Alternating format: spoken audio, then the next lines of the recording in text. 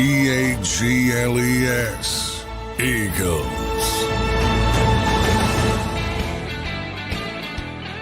Welcome in, everybody, to Saturday Football 24/7 edition after the Philadelphia Eagles win their season opener. Johnny Mac in Sao Paulo, Brazil. How you doing on this Saturday afternoon, or I guess midday here, Johnny Mac? Yeah, basking in the season opening win. A big win, too, for the Eagles against a potential playoff contender. We'll see how Jordan Love comes out of it. Still got to get an MRI when he gets back, and that will greatly affect the potential of the Packers moving forward. But with Jordan Love playing essentially the whole game, getting injured, before the last play, that's an impressive win. And it's a good coaching win from the perspective of, you always hear coaches like to say, a good win's where you get out of there with the W, but you got plenty to correct and plenty to harp on. And I think you see on both sides of the ball sloppiness as far as turnovers, penalties, defensively, work in progress to be kind. So plenty to work on, but bottom line is 1-0 against a very good football team. Yep, no doubt. Definitely some ugly stuff there. You could tell it was week one and some of the, with some of the interceptions and the turnovers and some of that stuff. But overall, John, what were your takeaways overall on the game and some of the miscues and just any takeaway you had on the game in general? Now that you're 1 day removed, it's a little bit different, I think, reacting to a game immediately on post game, than it is after you consume some of the content. Yeah, definitely. I don't. It's in a lot of ways, and you'll hear Nick say all the time when people ask him after games about particular players, got to watch the film, and you do before you really hone in on what went on. But Zach Baun stands out. I mean, that was a tremendous performance. Darius Slay, man, that the Packers didn't even attempt to go after Darius Slay in the passing game. For many years, Aaron Rodgers would make life miserable for the Detroit Lions at the height of his career, but he was always savvy enough to stay away from Darius Slay when Slay was out in Detroit. I think Eagles fans, a lot of Eagles fans, not all of them, but a lot of Eagles fans don't realize how respected Slay is around the NFL. They targeted him once in that game. I know, it's amazing, man. And, a lot of traffic at Quinyon Mitchell. So I thought Slay also had the forced fumble, as Mad Bird points out in the chat. The Eagles didn't recover it, but he did punch that ball out from they had some troubles in run support, as everybody did. The entire defense did. But passing game, they didn't even go near him. And part of that was they wanted to test Quinyon Mitchell. Right. And they had some completions and some inaccurate throws from Jordan Love, and there could have been more. They left meat on the bone, just like the Eagles left meat on the bone offensively from a turnover perspective. But I thought it was all positive from Quinyon as well. That was a tough test because they went after him. And he gave up a couple plays, but he held up very well. So I think those are the two positives on defense. And then offensively, I mean, this is Howie's vision. And you saw it sort of envelop right in front of your eyes. I mean, what do you do? I've been talking about this. If you're the opposing defense, if you're Jeff Happy, what do you do? And the 18-yard wheel route touchdown pass to Saquon Barkley is a perfect example. If you watch that play, they have A.J. Brown and DeVonta Smith lined up next to each other. They both take in-breaking routes, and half of the Packers secondary is just worried about them and ensconcing them, rightfully so. And all of a sudden, Saquon leaks out, and he's got a one-on-one with Isaiah McDuffie. Touchdown. And that's what you're kind of, and to me, and I wrote about this on my second thoughts column at si.com. Everybody can check it out there. But, to me, it wasn't about the fantasy numbers. Everybody's excited about the 3 touchdowns. I get that. but it was about the impact and what we talked about, and whether it's going to be him, as a decoy for AJ and Devontae, or vice versa, like it was on that wheel route. What do you do if you're an opposing defensive coordinator? And imagine the numbers the Eagles would have put up offensively if there weren't those ugly turnovers. Unbelievable. I mean, John, they had 34 points with 3 turnovers. It's unbelievable. You lose the turnover battle. Everybody's talking about it. That's what the Rams used to do, the greatest show on turf, Rams. They had a bunch of turnovers that year. They didn't give a crap because they knew they were going to get the ball, go down, score that quickly. I'm not saying the Eagles are going to be that, but there's a perfect example. They lose the turnover battle against a very good team, and they lose it significantly, 3-1, and they won the game. That generally doesn't happen, but they have so much playmaking ability, and even Grant Calcaterra got involved. Kenny Gainwell got involved. Even the role players got involved. Yeah, it's gonna be tough to stop. No doubt, man. It's going to be very, very tough. I think last night was a glimpse. There were some ups and some downs. John, before I get into the defensive side of the ball, I do want to talk about Zach Baun with you. I did see your tweet earlier, man. You were enamored with Zach Baun, you and everybody else. So he had a good game last night. But, John, I just want to hit on Jalen with the 3 turnovers as we speak of them. Any concern on them, or can you chalk it up to a little bit of a rust? I mean, both turnovers came earlier in the game. Actually, I don't know. When did that second interception happen? That was later. So it was the 2 turnovers in the first 2 drives, and then my concern, there were 4 turnover worthy throws. Yeah, there could have been 4 interceptions, and one of them should have been a pick 6. I guess you could say 3, because when he threw the interception in the end zone, which was just an awful decision, the play before it would have been a pick 6. So if it was a pick 6, he wouldn't have had the other one, I guess. So you can look at it that way as 3, but 4 bad decisions. And those, to me, it's about the bad decision is worse than the interception. Because you're going to throw, nobody's perfect. You're going to throw interceptions, but that's a lot of bad decisions when it comes to throwing the football in one game. And they were egregiously bad. So, yeah, there's a little bit to be concerned about, especially after the summer of no interceptions in practice. Right. I never want to hear that crap again, John. And you said it to be fair to you. You said, don't get get enamored with training camp stats. Yeah, for a lot of reasons, but I don't want to go back into that. But the content, you don't even know what they're trying to accomplish in practice. But I mean, they were really bad decisions. The late throw over the middle early, across his body in the red zone. Come on, that's something you expect from a rookie quarterback in his first couple starts, not a veteran former runner-up for MVP. The pick 6 again was late. It was a late throw, the potential pick 6 that Nixon dropped, and then late again. So that's probably the theme of all of them. They were all late, and anytime you throw the ball late, it's probably bad things are going to happen in the NFL, and Jalen's got to clean that up pretty quickly.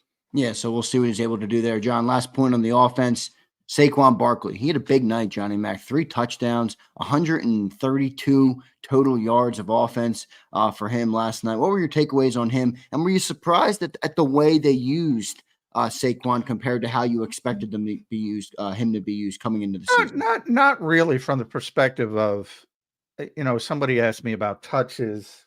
You know how I love the touch discussion, and I put him at about 18 to 22, and he ended up with 26.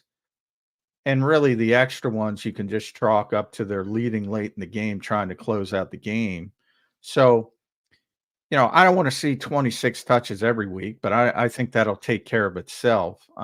That's a lot of traffic. And I think if you peel back the onion on the numbers, you got the 18-yard wheel route that I talked about. You got the 34-yard run to end the third quarter. So that was a great run, man. It looked like he had nothing, and he bounced it out. The best part is the juice he showed, because we haven't really seen that in camp, and you started to worry, and you got to see it there. So that's a big positive.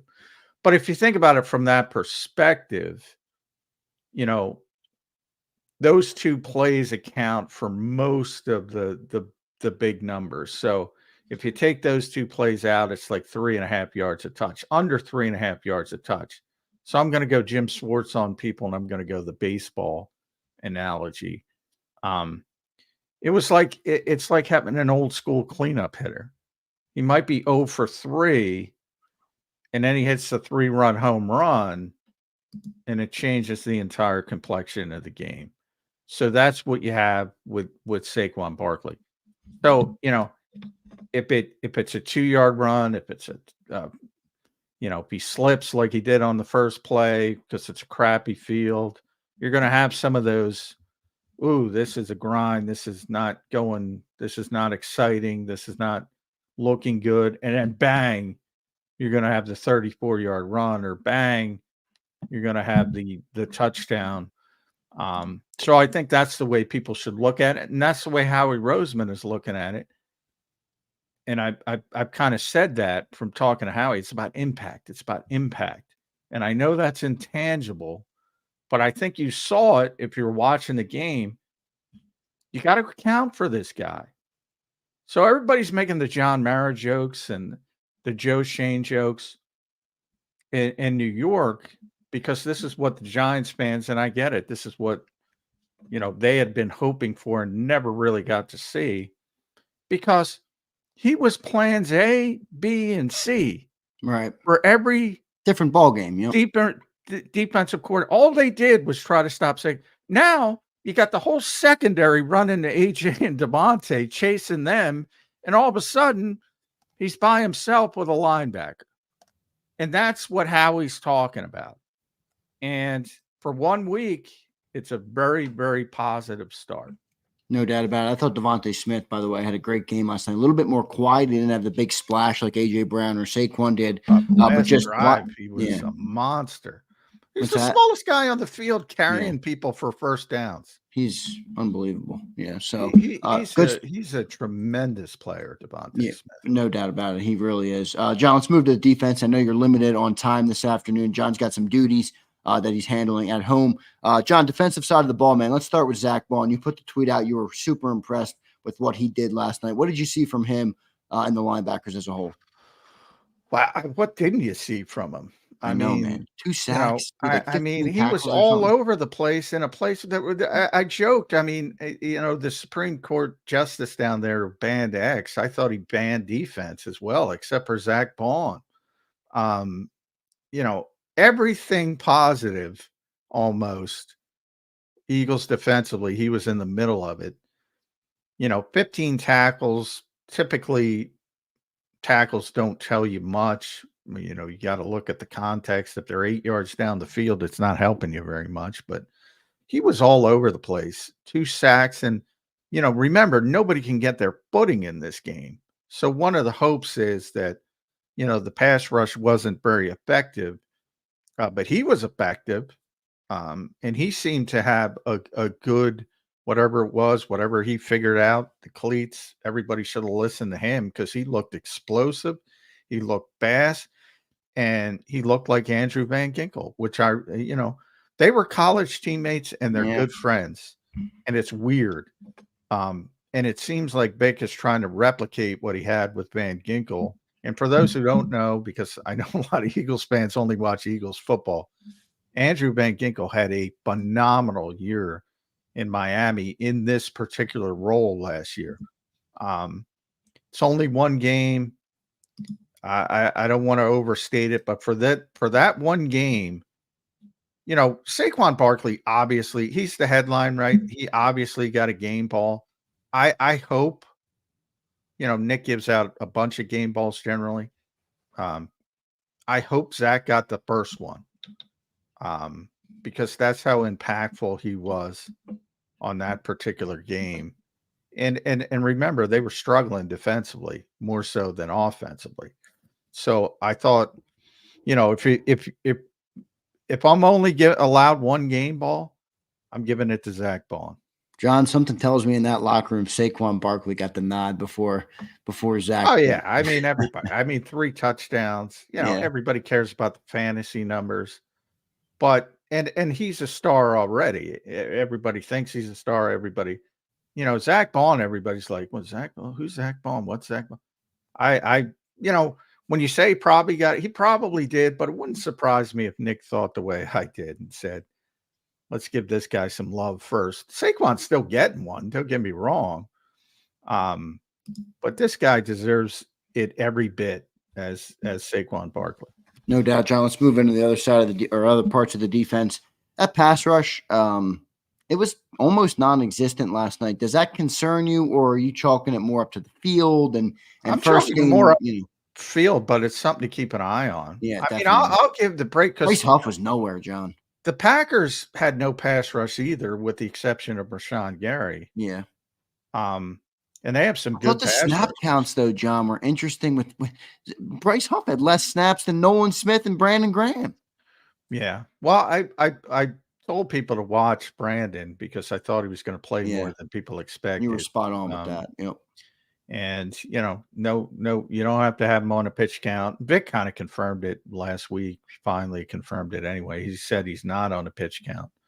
And I think that's going to continue as long as Brandon continues to play at his typical effectiveness level. But a little bit surprised. And I think if you look at the game, and I'll look at it closer as I get more time, but I don't think you saw much from Bryce Huff or Nolan Smith.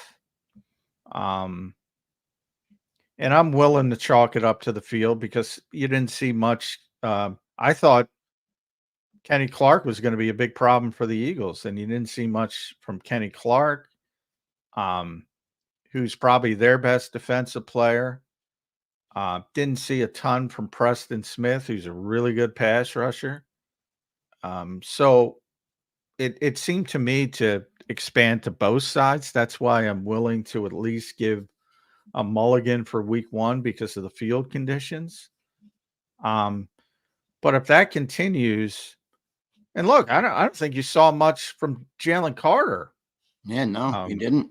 So I thought it wasn't an just X factor in the game, and he really wasn't. Other than that, the last play where Jordan Love got hurt, which everybody's now bashing on Jalen Carter for, which I think is a little bit. That was not even remotely a dirty play. Not at all. And I saw a bunch of people bashing the field. That had nothing to do with that injury. Bash the field all you want. The field was. I'm with you, John. The more I watch it, I'm like, it doesn't look like the field or the player. It just looks like a bad situation, which happens in awkward. Football. That's football. He got caught in an awkward situation. Hopefully he's okay. And hopefully it's not a season-ending injury, but I don't think it was caused by a dirty play or the turf. The turf was shitty. Those two things are not mutually exclusive. It was bad. The NFL should be embarrassed. The NFL shouldn't have these games.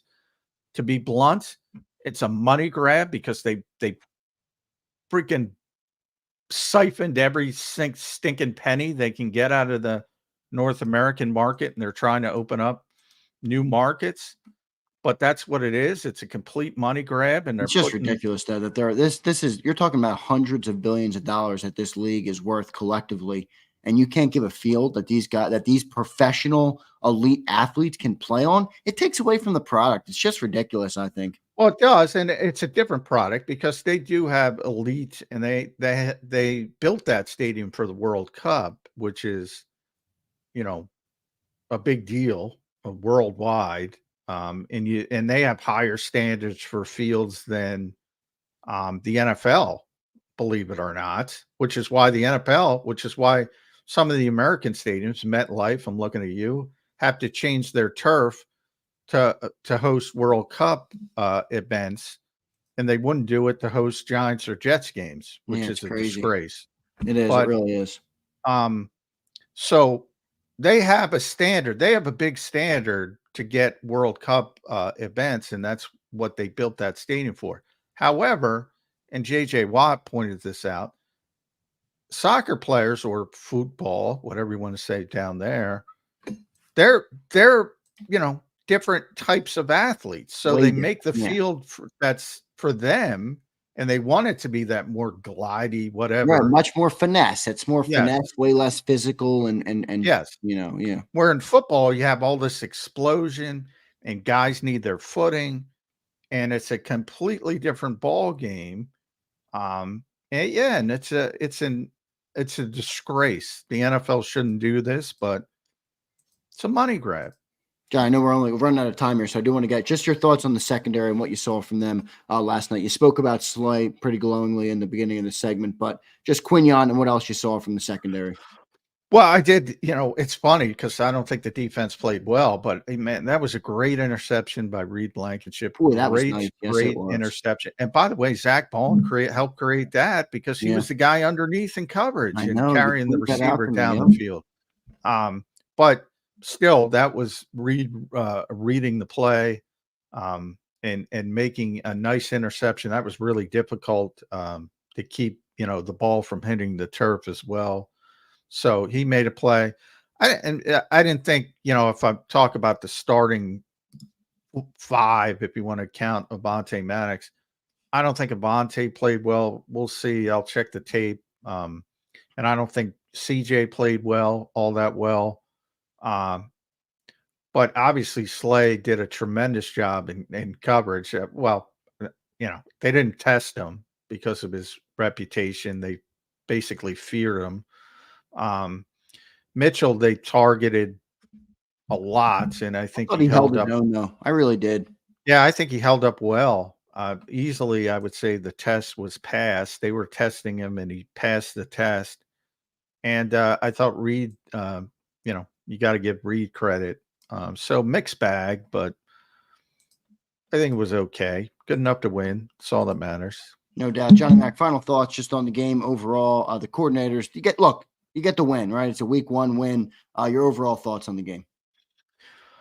Yeah, I mean, Kellen, I said to start, I mean, this is a coach's dream. You win the game, but you got plenty to harp on. And that's what coaches like. So with offense, it's obviously about cleaning up the turnovers, the mistakes, clean operation, penalties. But, they were calling penalties. They're calling penalties. That's another thing with the NFL. I'm going on way too much of a tangent, but these point of emphasis calls are bullshit as well. You're right, man. And you say it all the time, John. This league is so over legislated. It's unbelievable. But nobody turns it off, so they don't give a crap. If you turn it off, and I don't want you to turn it off because I want people to listen to me, but if you want it to change, don't advocate for the product. But that's never going to happen. And that's never going to happen. So they don't care. Yeah, so they have to clean up. Clean operation is going to be what Kellen Moore says, but the playmakers are just out of this world, as projected. And defensively, a lot of work to do. A lot of work. And again, hopefully the defensive front, hopefully that cleans things up. Hopefully they get back to Lincoln Financial Field. They're on a good turf. The front plays well, and I think that helps everybody else. No doubt. John, one last thing that we didn't talk about it on postgame. We didn't talk about it yet today. I haven't even seen much on Twitter.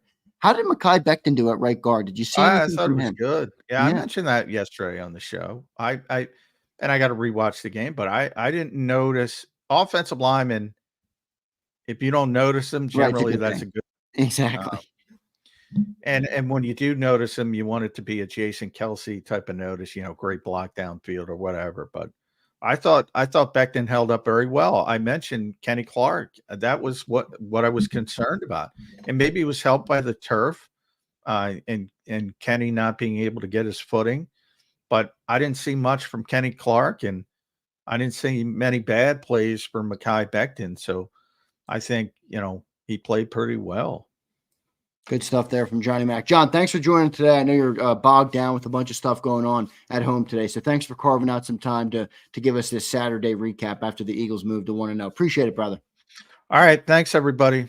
All right. There's Johnny Mac joining us here on Football 24/7, a little Saturday edition. Johnny Mac had a busy schedule, so I'm happy he was able to come in and kind of give us 25 minutes of his time to recap this game. I'm going to stick around a little bit and talk to you guys a little bit in the chat. I want to thank and welcome everybody in for being here. Thank you guys for being here. Make sure you guys hit that like button. We got 2 new members today. John, is it T-Nag or Nag? Is that Nag? I think is how you would say that. John, thanks for becoming a member, man. We appreciate that. And then Doug Walters becomes a member.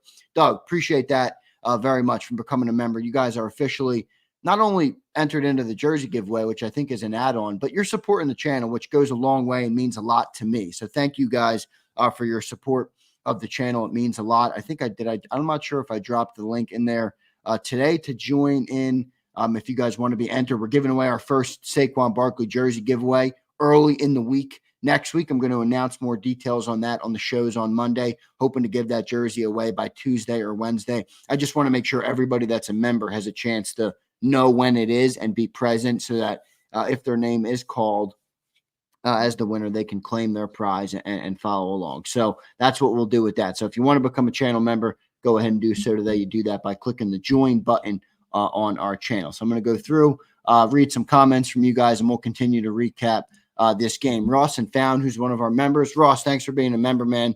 He says, one thing I am worried about is edge. I don't think they have the personnel. I hope I am wrong, resting our hopes on the Jets backup. You know, Ross, you bring up a good point with the edge. They were non-existent last night. John said, look, it's something to monitor, but the field was pitiful.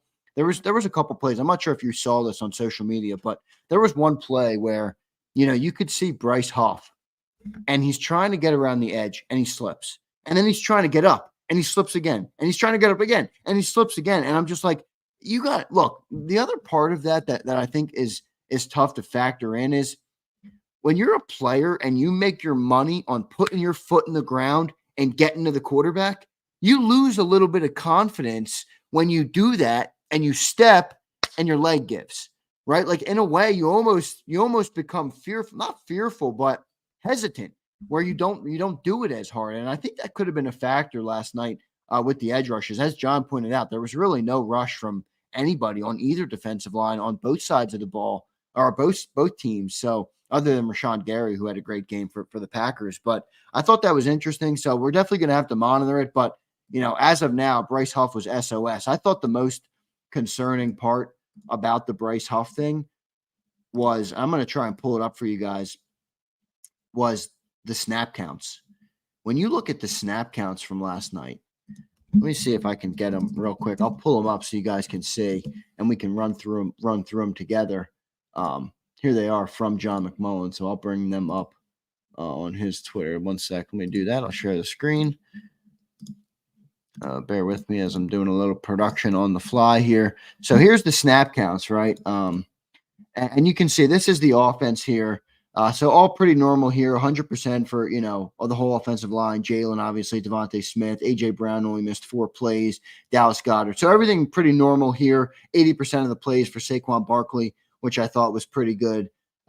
Everything pretty normal here, right? E.J. Jenkins even got out there for 3 snaps. Britton Covey, 9 snaps. Johnny Wilson, 10. So everything pretty normal on offense. You go to this defensive side of the ball, right? And where are we starting? So here we go. Baun, 100%. Reed Blankenship, 100. Slay, 100. Pretty good stuff there. Gardner Johnson missed 1 snap, so 99% there. Everything normal. N'Kobe Dean, Quinion, Avante Maddox. And then you get down into the defensive line, the defensive tackles. Josh Sweat, 61%. So that's a better number for him than last year. Jalen Carter, pretty up there. But, you know, Nolan Smith takes 31 snaps. Brandon Graham takes 32 snaps. Josh Sweat takes 41 snaps. Jordan Davis takes 35 snaps. And the $17 million edge rusher, the guy we signed in the offseason, you know, who's supposed to replace Bryce Huff, has 30 snaps? So you're telling me we paid $17 million for a guy to play 45% of the snaps? And not only that, he had 0 pressures, 0 tackles, 0 sacks. He did nothing. He did absolutely nothing in the game. And, you know, when you look at these snap numbers, I mean, Bryce Huff played as much as Milton Williams, who had 28 snaps. It's concerning, man. I mean, look, I don't want to make too much of it because it's week 1 here. So, you know, look, let's see how he develops. But as of now, Bryce Huff is on the milk carton. He is SOS. And not only is he SOS, but I think those snap counts show a lack of faith from Vic Fangio to even have him on the field. You have 35-year-old Brandon Graham out there for more snaps than Bryce Huff, the guy you just paid $17 million plus for. I don't get that at all. So, we're gonna have to monitor that for sure. Ross and Found, thank you for the super chat, my man. We appreciate you checking in. He says if BG is taking that many snaps, it's an issue. See, Ross, I don't think it's an issue on BG's front. I think it's an issue on Bryce Huff's front because to your point, it is an issue because the only way BG's getting that many snaps means you're bringing Huff off the field. And, BG is going to get snaps because Josh Sweat isn't 100% player. Obviously, he's a guy that needs some, he needs some rest in the games. And I think that's better for him. He's more productive when he has some rest. But so I'm not overly concerned with BG getting more snaps, but I am concerned when you talk about how much Bryce Huff was out there. It almost tells me Vic Fangio has no faith in him. He doesn't even believe in the player to put him out there. And, you guys are all pointing to the field. And, Emre, I hear you, dude. And everybody else says the field. I agree. The field was bad, but that doesn't answer for why everybody was on the same field. BG had more snaps. Josh Sweat had more snaps, so it doesn't really answer. Even if the field was slippery, that would answer for the production. It doesn't answer to the snap count and why Vic Fangio had him out there for less than 45. He had him out there for 45% of the snaps. I think that's pretty egregious. So definitely something to monitor as we go here into week 2. I think overall, look, I don't want to sound any alarms. I'm just kind of being that Eagles fan that picks apart everything, and you want answers on everything. But overall, we're 1-0. You get the win in Sao Paulo, Brazil. I think that's a big thing for the Eagles to walk out of there 1-0. I was a little concerned going into the game, just that I thought all the factors were in the Packers' favor, and that Eagles lose a home game. You're traveling 4,000 plus miles to be the home team. And normally we have the best home field advantage, I would argue, in the NFL in the link. So I thought everything was kind of in the Packers' favor. So to get out of there with a win at 1-0 is a blessing. I think the other silver lining here, as we talked about the 3 turnovers, we had 34 points. 34 points last night with 3 turnovers. That's pretty unbelievable. And then to give some credit to the defense, 3 turnovers, 2 of them came inside our own, 20 or 30, inside our own red zone, basically. And we only gave up 29 points on the game. So overall, I think there's some silver linings there with those turnovers and how the defense was able to mitigate, them getting into the end zone. Hopefully the offense can slow that down, though. I do not want to see Jalen Hurts having that many turnovers this year. So, hopefully they can get that handled. James Dogwin checks in and says, Saquon jersey. James, no doubt, brother. We will be giving away a Saquon jersey this week. I'm going to put in the chat now the link to join because I know people try and join and they can never figure out how to do it. But we will be giving away the Saquon jersey. You must be a channel member to win. So James is saying Saquon jersey, but James, you're not a member on the channel, my man. So you can't win it if you're not a member. So I'm going to put the link in the description or in the chat box right now to join if you want to become a member and be entered into the Saquon jersey giveaway. I view that as an add-on, everybody. When you become a member, you are really supporting our channel and the content that we bring you every day. We are not a venture-backed company. We do not have angel investors. We don't have venture capitalists in our corner. I have you, the people, and we have a couple great sponsors that keep us alive. And then obviously we have myself, John McMullen, Dan Cilio, and a couple other things that go into, the expense of the channel. So we appreciate all of your guys' support. You really do make it happen. I'm going to take a couple more questions here, kicking around with you guys. Happy to be 1-0. Shawnsky becomes a member. Shawnsky, thank you, my man. We appreciate you becoming a member and supporting the channel. Dullahan Monsters in here. He's a channel member, so we appreciate that. So thank you all for becoming a membership. I'm going to go through and see some comments. If you guys have any good comments or things you want to talk about, definitely drop them in. All super chats will go to the front. So we appreciate that. Let me go through the chats. I missed a bunch, so I'm going to go through and see if I can find some good stuff. Slagger. I meant to ask John about this. Slagger, this is going to be a Birds 365 topic on Monday, without a doubt.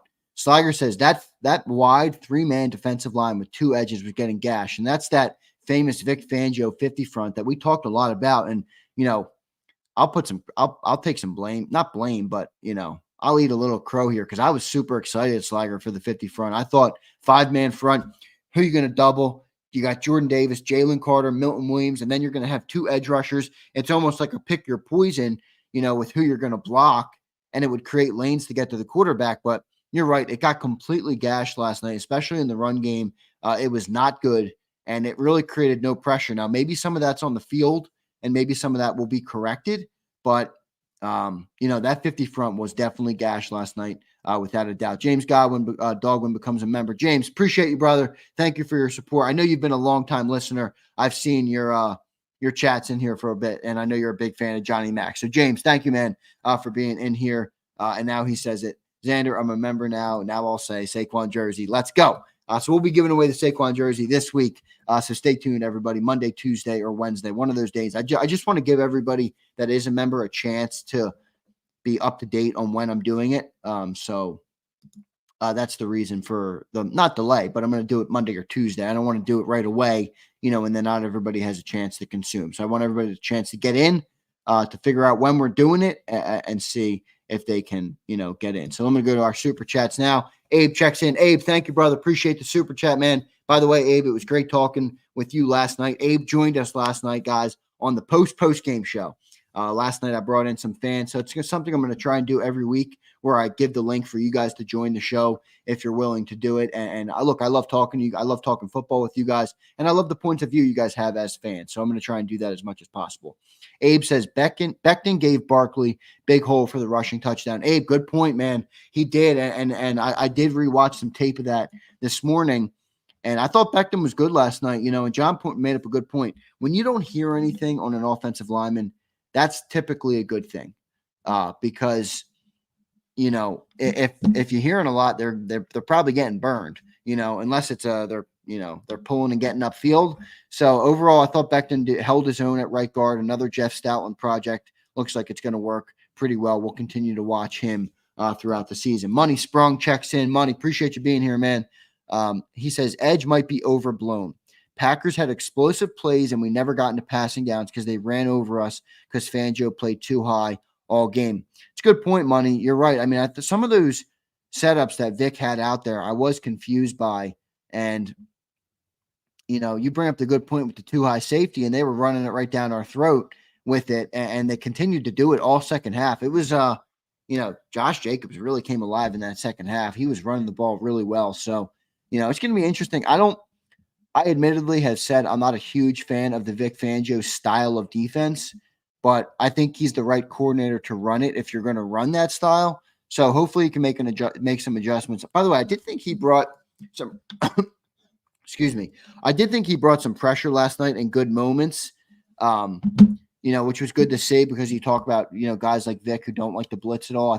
I thought he was selective and good with it last night in terms of when to bring the pressure. But good point, Money Sprung. Appreciate the super chat, man. Thank you for supporting the channel. Slager checks in, says that's a good point about Huff. Also, he wasn't on the field because he's a pass rusher and there weren't enough passing downs.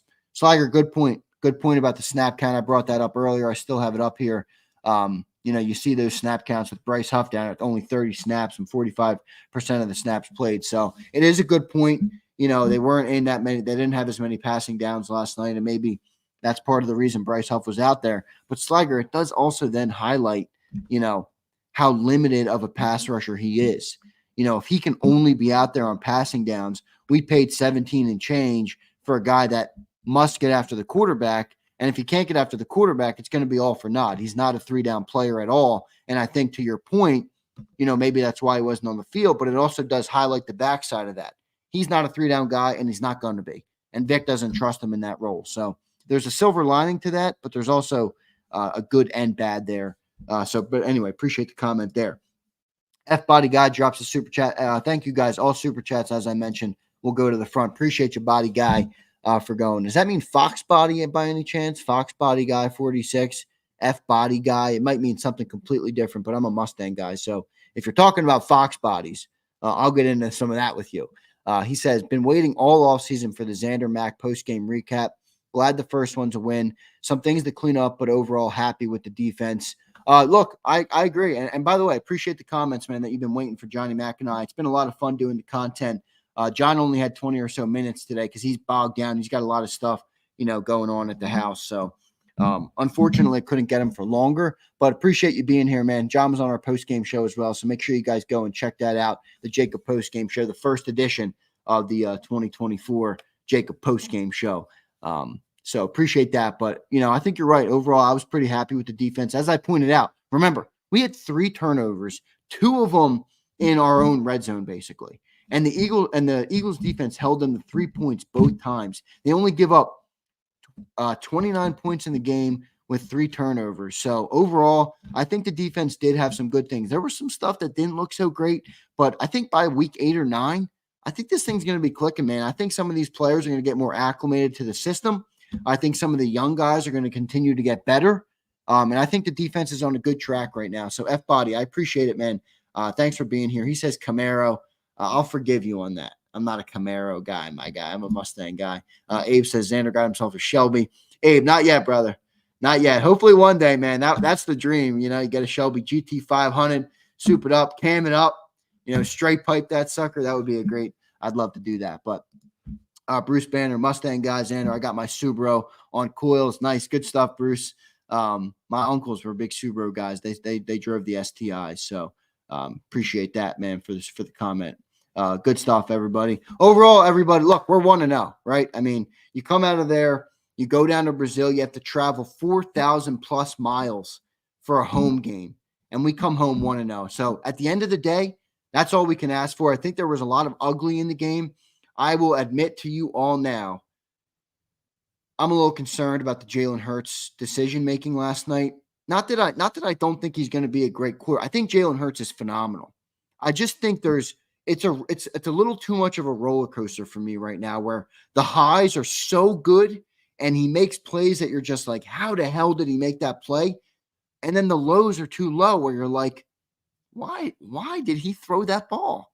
Even the fourth quarter one, back across the body. And a lot of people were talking about A.J. Brown slipped. And I'm like, look, I don't care that A.J. Brown slept. If you're going to argue to me that was a throw that should have been made, I'm going to vehemently disagree with you, because that was just a bad decision there by Jalen Hurts. So I want to see him clean that up, man. We cannot get into a season where turnovers are a problem for Jalen Hurts again. So hopefully he can clean that up. But like I said, we're walking out 1-0.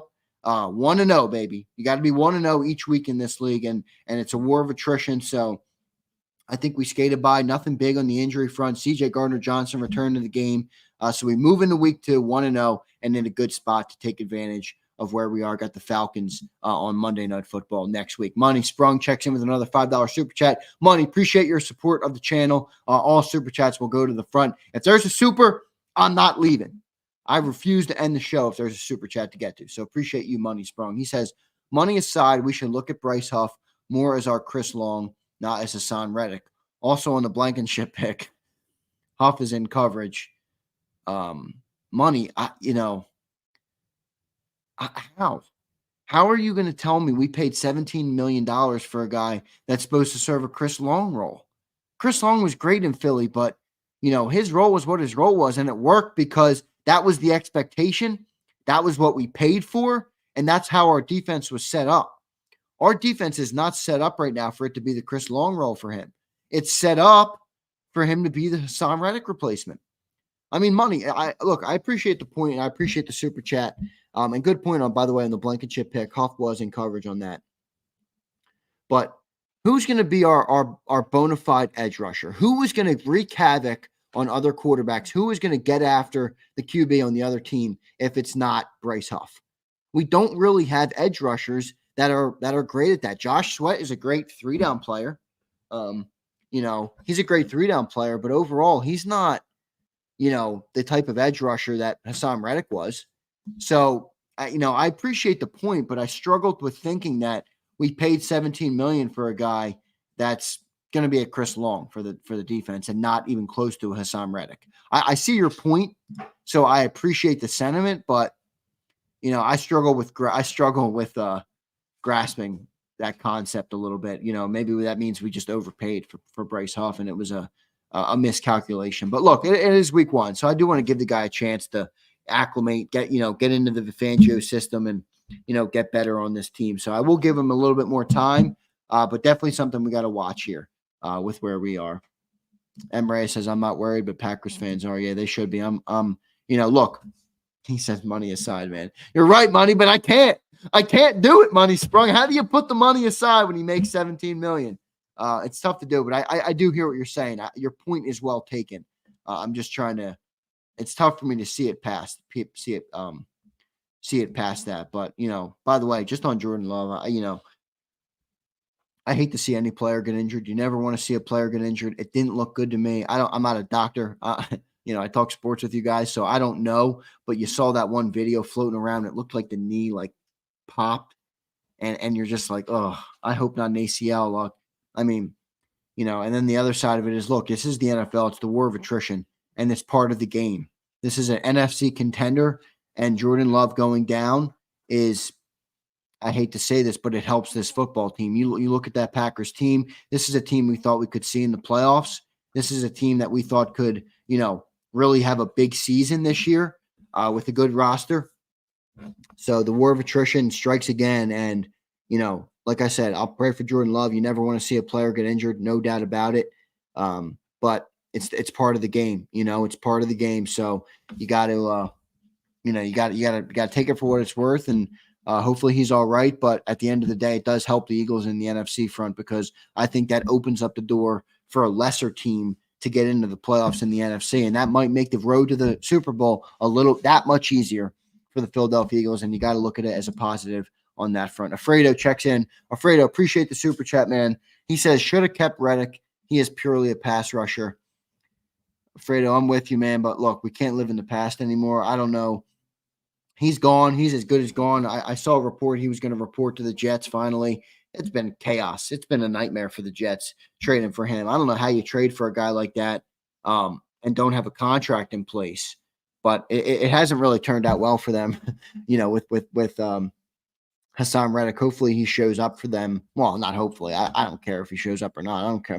I could care less about the Jets. But, Reddick was a good player. So Eagles didn't want to pay him. They don't want to pay him either. Nobody in the league seems to want to pay him. So I think that does speak to something. But, you're right. I do agree with your point that we should have brought him back. Any other comments I'll hit before I get out of Dodge? Mad Bird, my man Mad Bird checks in. Appreciate you, Mad Bird, one of our channel members. He's eligible to win a Saquon Barkley jersey. Did I pin that in the chat? Oh, I forgot to pin the link. I'll pin it here. So if you guys do want to become a member to be eligible to win a Saquon Barkley jersey, you can do so at that link I just pinned at the top of the chat.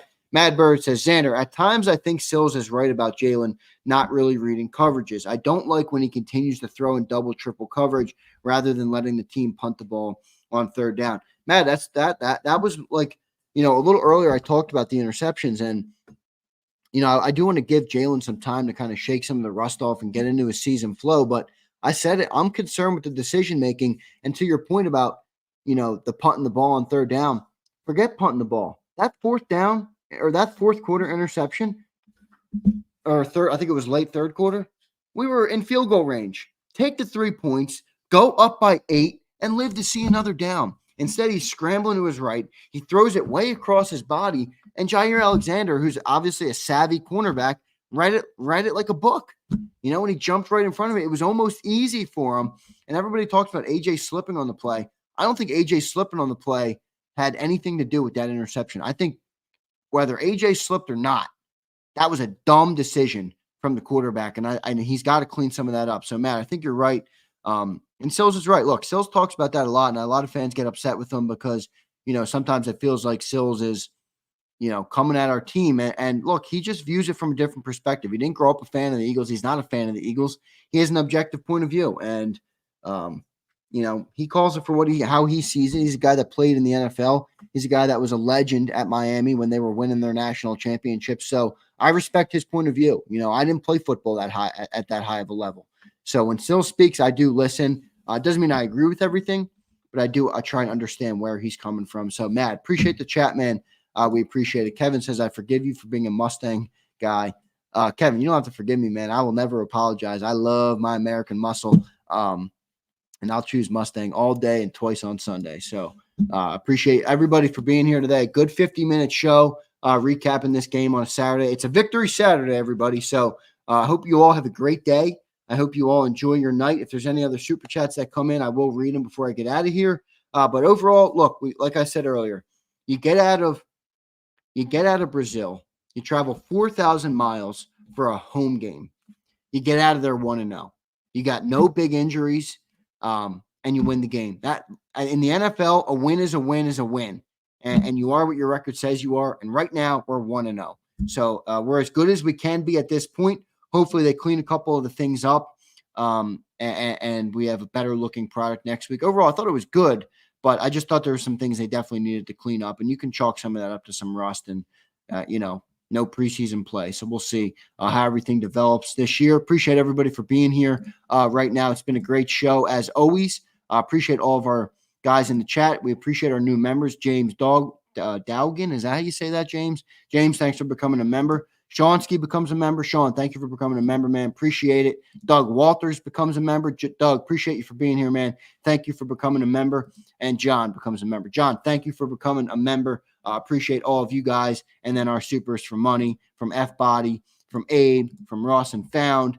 And that's it from everybody. So appreciate all of you guys for your contributions, for your support of the channel today. We appreciate it. That's going to do it for my recap on this Saturday. Hopefully, I'll do another show even tomorrow, just because the game on Friday, I don't like to go dark on the weekend. So, and by the way, for those who joined me last night on the post-game show, I'm going to be posting out a little bit later on today the segment of the fan, the voice of the fan. So I had a couple fans join me last night. Abe was one of them. Abe, you joined me. Abe, you were awesome last night, my man. Thank you.